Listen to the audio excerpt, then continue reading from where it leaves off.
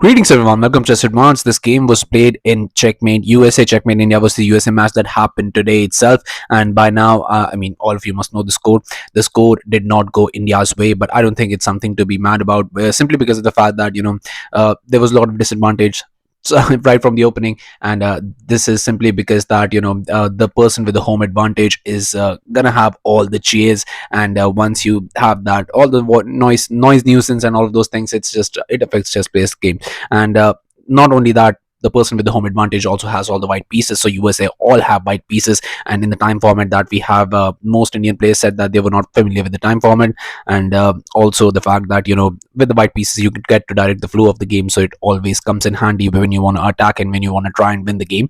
And a lot of things where it should have gone India's way did not go India's way, so it's fine. It's just one day where it doesn't go your way, the next day will be bouncing right back up. So here in this position with the white pieces, we have Fabiano Caruana facing off against Arjun Erigaisi. Fabiano is in top form. He won the Grand Chess 2 finals spectacularly, and Arjun Erigaisi, again, world number 4 at the very top, and India's number 1 at this point in the FIDE rating list. So definitely this is going to be an amazing matchup. So without further ado, let's start with this game. He's just going for c3. And this is the Saragossa opening. We have e5, d4, e captures, c captures, and now just going for d5, knight to c3, c6. This is the semi-Slav variation, and here we have bishop to d6, bishop to g3, knight to e7, e3, knight to f5. We have bishop to d3 and knight captures, and now just going for h captures, g6 in this position, and just going for knight to f3. And if you're thinking of castling in this position, you could do that, but the trouble is you always have to deal with this open file. Bishop is already eyeing this. All you have to do is maybe just get the knight here somewhere along the line, and maybe just queen get here, and maybe you can just open up the lines, connect the rooks, and the position is going to be absolutely fine. Let's say you play e4, try and open up the center, d captures, knight captures, rook to e8, queen to d2, and here after bishop to f5. The position is already looking very nice for white. You have the open edge file, you can attack, and while black will be left suffering for the rest of the game, and this is going to be a problem. So here after knight to f3, we have knight to d7, not going for any of that nonsense. Here just queen to d2, but just comes queen to e7 and a queenside castle. So here Arjun must be thinking of castling queenside as well, but how do you develop the bishop and castle him? So here just knight to f6 was played. King to b1 now, a nice prophylactic move. Always when you have the dark square bishop, you always have to be careful. Bishop to g4, and here in this position just queen to c2 and a queenside castle finally by Arjun. It looks very scary because you're coming under the shadow in the semi-open file, and but it's absolutely fine. Here rook d2 even was played, king to b8. Now we have knight to d2, bishop to e6, and knight to b3. Now just comes h5, we have a3, rook to c8, and here just going for knight to a4. And now we have b6, not allowing any knight jumps in the future, because once that knight lands there, your entire position is going to collapse. So here just knight to c3 back, queen to b7, queen to e2, and queen to d7. Both of these players are playing these moves rather fast, because both of these players now have 5 minutes on the clock. And here in this position just rook to c1. So both players just waiting and finding, maybe just hoping that other player makes a mistake. We have bishop to g4 attacking the queen. Queen moves. We have bishop to f5 now, king to a1, and bishop caps on d3.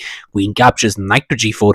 Now trying to create some counterplay towards the king side. We have rook to c2, rook h to e8, and rook h to c1. So you've doubled up very nicely, but where is the opening? How do you try and open up the position in black's camp to be able to try and win this game?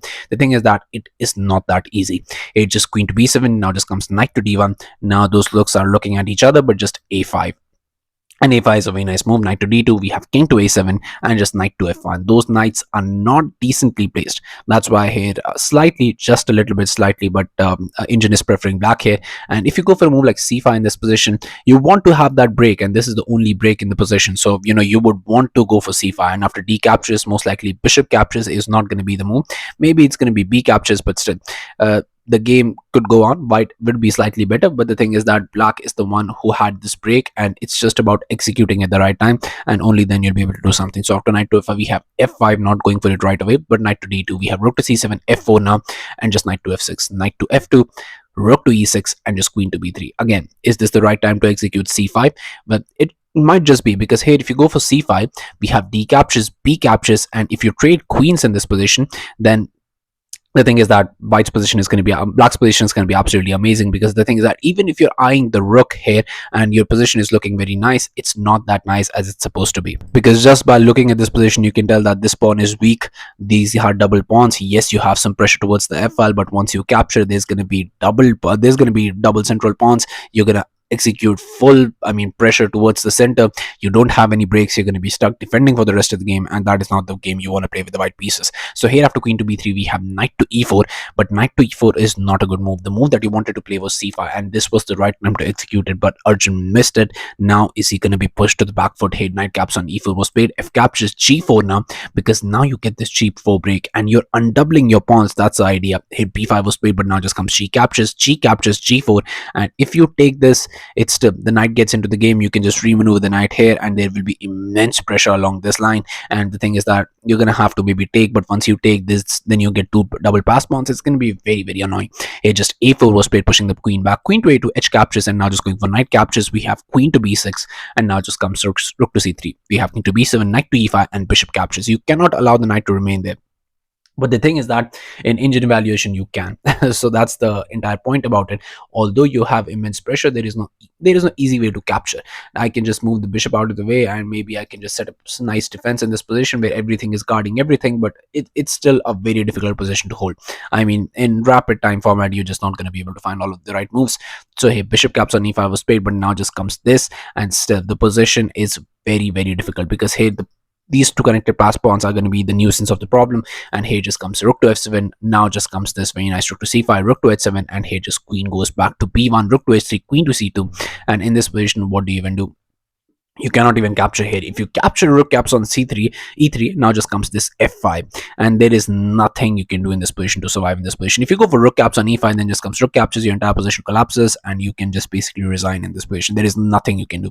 And if you choose to go for rook to h6 to try and still keep some pressure here, just f6 comes. I'm just blocking it out. Next move, I'm capturing. This rook is looking silly here, and yeah, there is nothing you can do. So after queen to c2, rook h to h6 was played, but now here, queen to c3, rook e to g6, f5 finally comes, and now going for e6, but here b4, and the b4 is a desperate attempt to try and open up the position. A captures, now just comes a3, queen captures on a3, and I was thinking of a move like rook to h8 in this position, trying to go for this and maybe trying to pin, but it doesn't work. That's the only problem here. King to b1, now just comes rook to a8, you play queen to b3, but after queen to a6 to try and go for something in this position, you just top it off with this very nice move, rook to a5. This double pawn is coming in very handy in this position. Queen to b6, now this rook comes in. You can even have these 2 rooks in the very nice file, blocking any attack whatsoever here and here, and you can just tuck the king here. You can just push the pawn, and your position is going to be completely winning. So that was all in the position. But the thing is, after queen caps on e3, rook h to h2 was played, trying to create some counterplay, but there doesn't exist any. E7, now just comes rook caps on b2. We have e8, queen, another queen enters the board, and here rook to a2 check was played, rook captures, and now just going for king captures. And the trouble is, you cannot even resign in this position. The resign is basically forfeited. So all you have to do is you're gonna have to play till checkmate, and that's the thing about that. Queen to a6 check was played. Now comes king to b2, queen to e2 check, rook 1 to c2, queen caps on e3, queen caps on c6, here king to b8, but now just comes queen to b6 check, rook king to a8, and rook to c8 is the checkmate that appeared on the board. And with that, Fabi took the first round for Team USA. I believe Arjun should have pushed c5 when he had the right chance, and the fact is he didn't hit. Then to the rest of the game, you're gonna have to play passive position, that too being less time on the clock. It's just very difficult to try and do anything after that. But still, he played a very nice game, but he was not able to try and commit at the right time to when to play that c5 thrust, and afterwards there wasn't any opportunity. And once those pass pawns get into the game, it's just a very difficult position to have. This was going to be a tough round. This could have gone either way, but still, they both played spectacular play at the end. Today was maybe Fabiano's day, so he was able to get the win, but it's absolutely fine. We still have 4 more games to cover, so let's see what happens in that. So yeah, thank you all for watching. I'll be coming back with such amazing games. Stay tuned to the channel, stay updated, and I'll be seeing you guys very, very soon. Thank you very, very much for watching.